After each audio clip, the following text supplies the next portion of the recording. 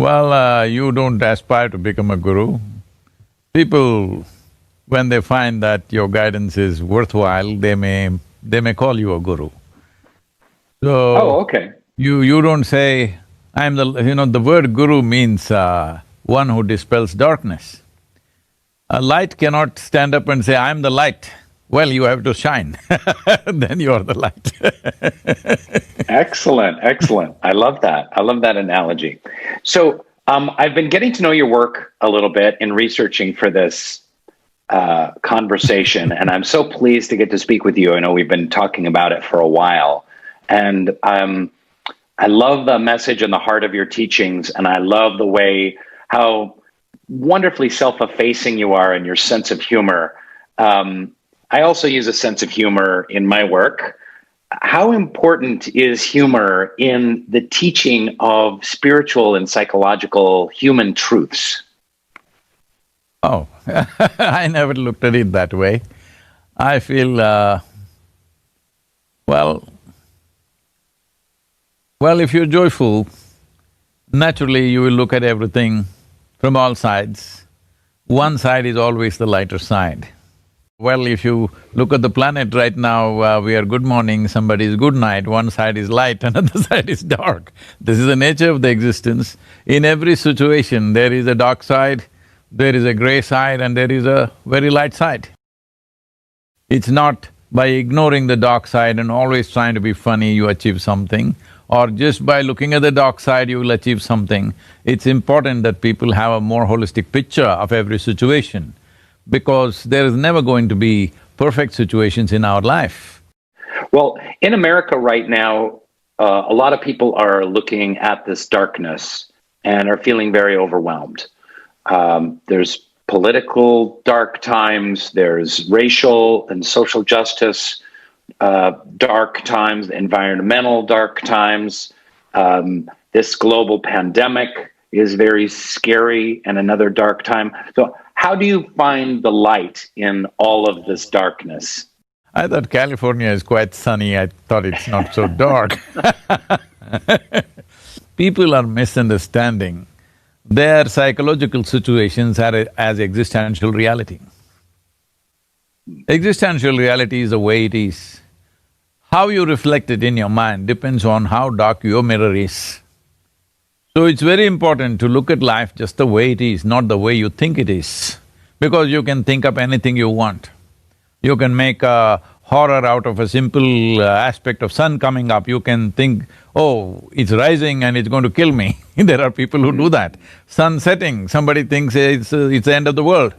Well, when the sun sets, if you do not remember an yesterday, it does look like end of the world. Winter comes, it does look like end of the world. So, of course, spring will come later, that is the reality of life, but in your mind you can do these things.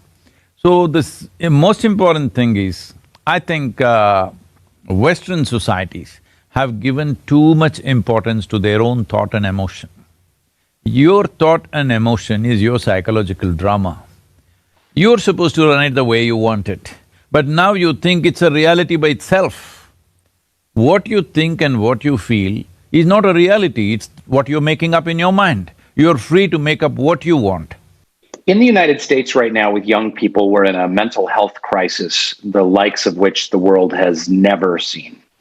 The statistics about anxiety, depression, loneliness, suicide, and suicidal ideation among young people is through the roof. It's almost unmeasurable. I have loved listening to your talks, especially the ones about joy, engineering joy, changing yourself from the inside, restructuring your internal environment. What can you tell people who might be struggling with these mental health issues? See, every human experience has a chemical basis to it. In terms of human chemistry, this is the most complex chemical factory there is on the planet right now. Now, if you have such a sophisticated organization or an organism, or if you want to call it a factory, The question is only, are you a good CEO or are you a lousy CEO? That's all there is. So if you know how to manage the chemistry of this, then would you choose chemistry of joy or chemistry of misery? Would you choose chemistry of balance or chemistry of madness? What would you choose? I know the choice is obvious for everybody. So why are they not able to choose? That's what we need to look at. Well, if you need to look at why you're not able to choose, there are things to look at: what you eat, what goes into your system. Well, Americans are eating… See, the idea of affluence for either an individual or a society or a nation is essentially this. In the beginning, somebody aspires for affluence because it'll give them a choice of nourishment. Later on, it's a choice of lifestyle. So United States is, well, in many ways the richest nation on the planet. So they have a choice of nourishment and a choice of lifestyles. But what kind of nourishment do they choose? The kind of nourishment that they've chosen is just definitely going to freak them. So I'm saying, what you put into your system, how you sit, how you stand, how you breathe, what you do, everything is wrong. So chemistry management, one thing is food, what you intake. To put it very simply, I'm not going into a food exposition right now, but the simple thing is, today even if you ask a kindergarten child whether this body needs oxygen or carbon dioxide for its well-being, they know it's oxygen. At least they've read it in the book. But now, carbonated drinks in this country have been the culture of the nation. You're always drinking carbon dioxide, but even a kindergarten child knows oxygen is what you need. So I'm surprised that the percentages are not much higher. The abuse of alcohol, the kind of food that we're eating, the processed foods that people are eating, almost everything that they're eating is a month old. You cannot eat like that and be mentally well, it just… you… No, I'm with you, yeah. Hey, it's organic. It doesn't matter, but it's a month old. So a month old, so you're saying fresher foods. Not fresher food, fresh food. Fresh food. Yes, that's what the body needs. Food like you pick it and you just eat it from the garden. No, not that fresh, you don't have to be, you must wash it also a little bit.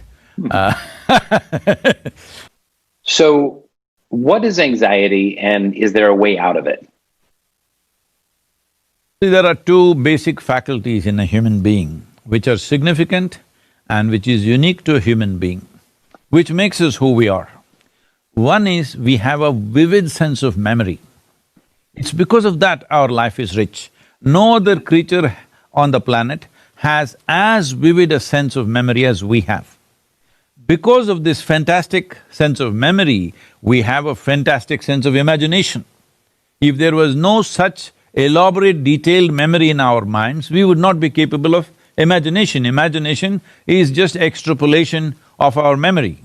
So, what is it that human beings are suffering in their life?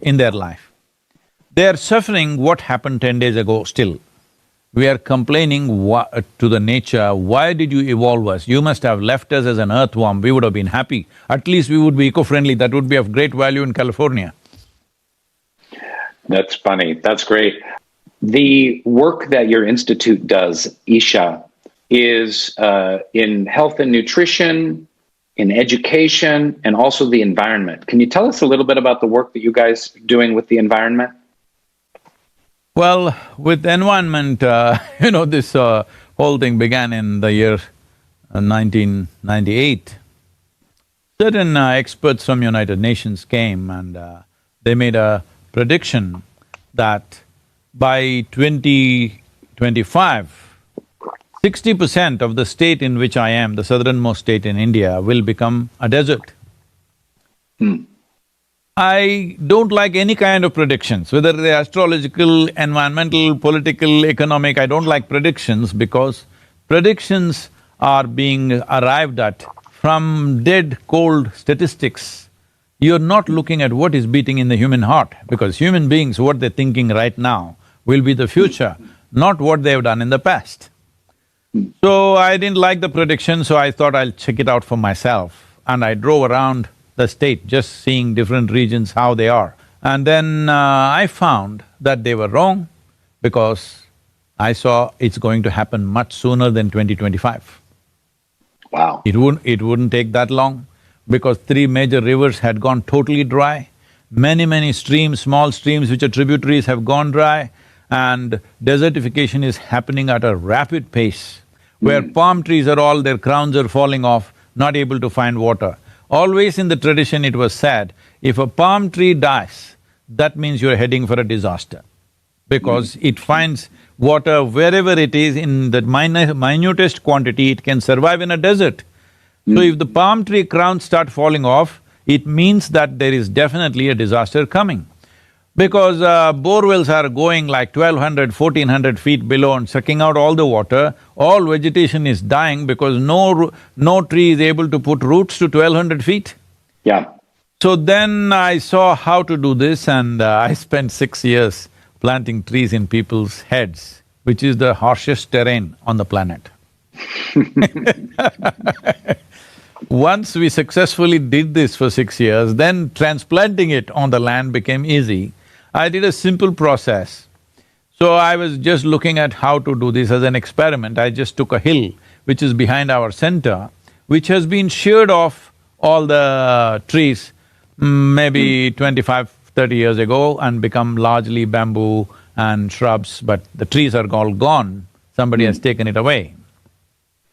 So as an experiment, I did this in over 23, 24 days with about 4,000 to 4,500 volunteers. All I did was give them 2 meals and teach them a song to sing. And we planted over 6 million trees. They're up now today. If you come and see, all these trees are about 20 years old in the forest. And our temperatures in the center has come down by 3 to 4 degrees in summer. You know, that's the kind of difference it made. So I just experimented whether we can really move people to do this. And then we took up a campaign. So when I tried to talk to people in the villages, they wouldn't understand what am I talking about, because they have daily problems. They have problems of survival, they have problems of agriculture, economy, so many things. Who is talking about this futuristic, because everybody thinks ecology is futuristic. They don't understand it is relevant for today. So I did a simple process. I got thousands of people, made them sit and put them through a certain, well, for lack of words, we can say a spiritual process, where they sit and breathe and experientially know what I exhale, the tree inhales, what the tree exhales, I inhale. So what I'm exhaling, the tree is inhaling. What the tree is exhaling, I'm inhaling, this is a reality. So one half of your lungs is actually hanging out there on the tree. Once I made them experience this, oh, now you can't stop them from planting trees. They're planting trees. Just from our organization, we planted over 38 million trees. But over 200 other small organizations came up because of this movement. This was initially called as Project Green Hands. Over 200 other organizations came up, everybody is in competition wanting to plant more trees and more trees. It became a kind of a cultural thing. So definitely the green cover went up. I love your teachings and the way that you have this intersection of understanding a human being, understanding the user's manual of the human being from the inside, and at the same time, your passion and work on the environment affecting literally millions or tens or hundreds of millions of people. That's very inspiring. Thank you very much for that great environmental work that you do. I just want to ask one last question before we finish, and that is, what would you like to say to the young people of the United States who might be watching this video? Stay alive, stay young. That's about it. What else? One thing they need to understand is youth means a vibrant part of life. Yeah. They must remain vibrant, not go into beliefs and conclusions, and… because the more conclusions you make, the more old you will become.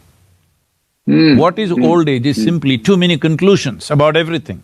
If you do not conclude about anything, you're willing to look at everything and experience life the way it is, you will stay young. So that's why I said, one thing is through this virus pandemic, you must stay alive. This is a big responsibility. You must stay alive and make sure everybody around you is alive. And you must stay young. That means you should not make conclusions. You're willing to look at everything fresh all the time. Thank you very much. Thank you, sir. Hope we catch up and meet when the virus willing, we will meet. Virus willing, we'll meet, we'll ride motorcycles together. Thank you, sir. Thank you.